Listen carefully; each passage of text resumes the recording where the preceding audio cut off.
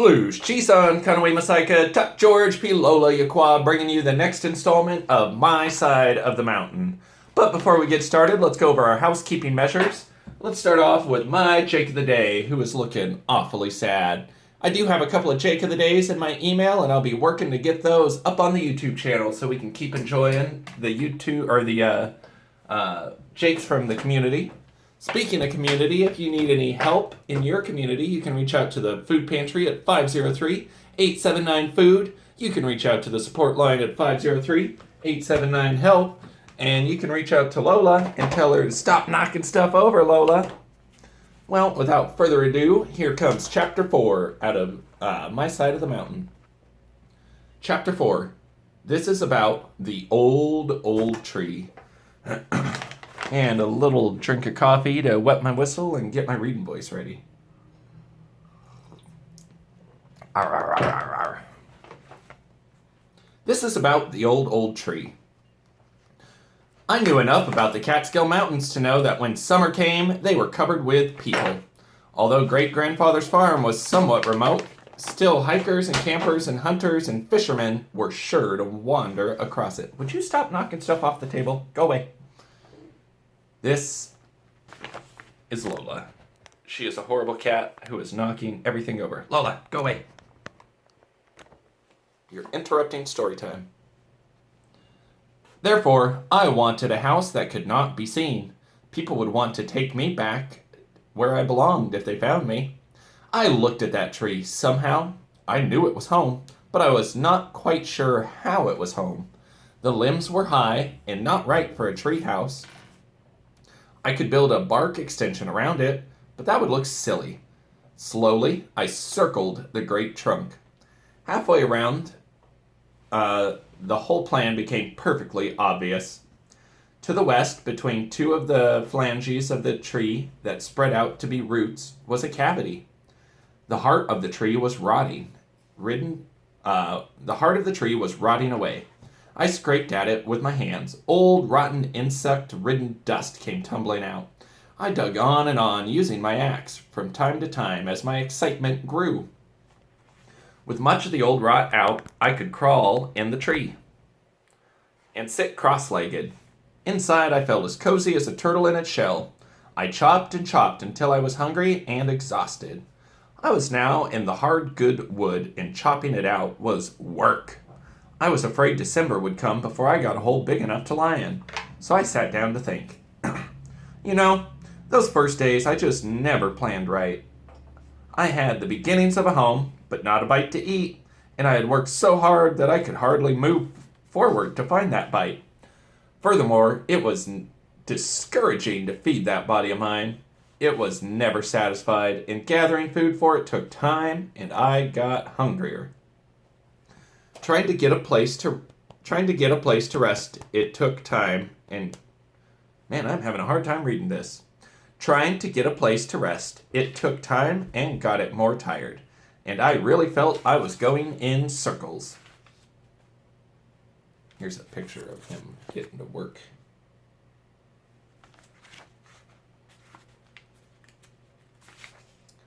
I was going in circles and wondered how primitive man ever had enough time and energy to stop hunting food and start thinking about fire and tools.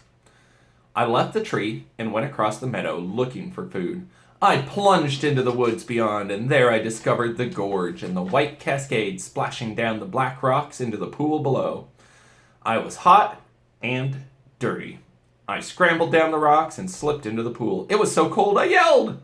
But when I came out on the bank and put on my 2 pairs of trousers and 3 sweaters, which I thought was a better way to carry clothes than in a pack, I tingled, burned, and felt coltish. I leapt up the bank, slipped in my face, and went down in a patch of dogtooth violets. You would know them anywhere after a few looks at them in a botanical garden and in colored flowered books. They are little yellow lilies on slender stems with oval leaves dappled with gray. But that's not all. They have wonderfully tasty bulbs. Ooh, that's like camas. I was filling my pockets before I got up from my fall. I'll have a salad-type lunch, I said as I moved up the steep side of the ravines.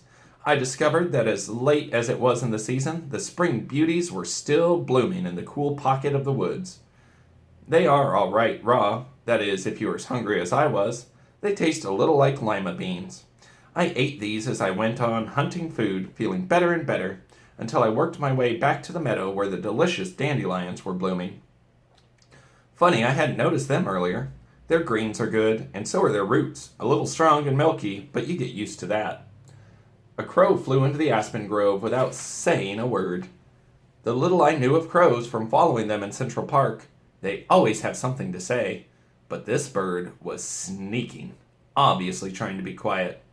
Birds are good food. Crow is certainly not the best, but I did not know that then, and I launched out to see where it was going. I had a vague plan to try to noose it. This is the kind of thing I wasted time on in those days when time was so important. However, this venture turned out all right because I did not have to noose that bird. I stepped into the woods, looked around, could not see the crow, but noticed a big stick nest in a scrabbly pine. I started to climb the tree. Off flew the crow. What made me keep on climbing in face of such discouragement? I don't know. But I did, and that noon I had crow eggs and wild salad for lunch. At lunch, I also solved the problem of carving out my tree. After struggle, I made a fire. Then I sewed a big skunk cabbage leaf into a cup with grass strands. I had read that you can boil water in a leaf, and ever since then I had been very anxious to see if it were true. It seems impossible, but it worked. I boiled the eggs in a leaf.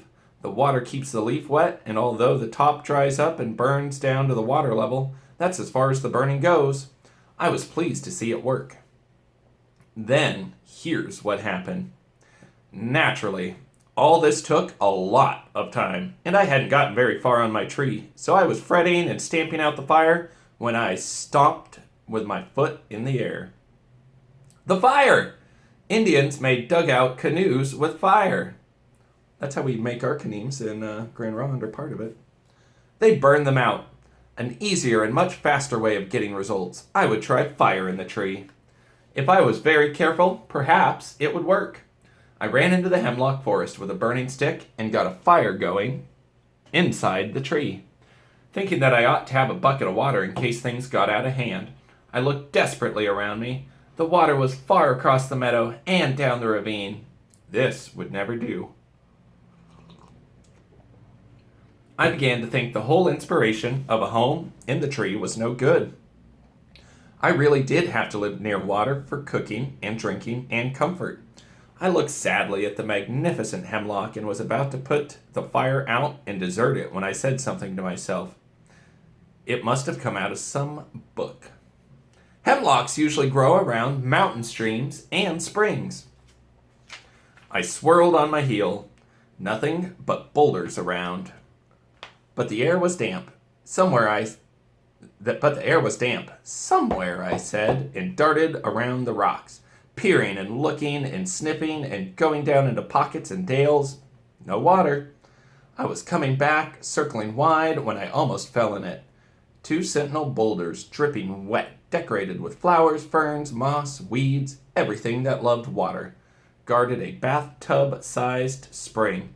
"You pretty thing," I said, flopped on my stomach, and pushed my face into it to drink. I opened my eyes. The water was like glass, and in it were little insects with oars. They rowed away from me. Beetles skittered like bullets on the surface or carried a silver bubble of air with them to the bottom. Ha! Then I saw a crayfish. Ooh, a crawdad. I jumped up, overturned rocks, and found many crayfish. At first I hesitated to grab them because they can pinch. I gritted my teeth, thought about how much more it hurts to be hungry, and came down upon them. I did get pinched, but I had my dinner, and that was the first time I had planned ahead. Any planning that I did in those early days was such a surprise to me, and so successful, that I was delighted with even a small plan. I wrapped the crayfish in leaves and stuffed them in my pockets and went back to the burning tree. Bucket of water, I thought. Bucket of water? Where was I going to get a bucket? How did I think? Even if I found water, I could get it back to the tree. That's how citified I was back in those days. I had never lived without a bucket before. Scrub buckets, water buckets, and so when a water problem came up, I just thought I could run to the kitchen, get a bucket. Well, dirt is as good as water, I said as I ran back to my tree. I can smother the fire with dirt. Days days passed, working, burning, cutting, gathering food, and each day I cut another notch on the aspen pole that I had stuck in the ground for a calendar. I'm going to go ahead and stop there at the end of that chapter. So far, it's been pretty interesting. What do you guys think? How old do you think Sam is? I forget how old it says Sam was at the beginning. But I'm pretty sure that I would be terrified to start on my own out in the forest. Also, the things he took were pretty interesting. He had a penknife, an axe, a few sweaters, what else did he have? He didn't have much. So, for an extra raffle entry, why don't you write a short list of what you would bring with you if you were going to go live by yourself out in the woods somewhere? Anyway, that's all for now. Hayamasi and Othki Pasalda. Tune in tomorrow for our Free Friday special. It should be a good one. Othki.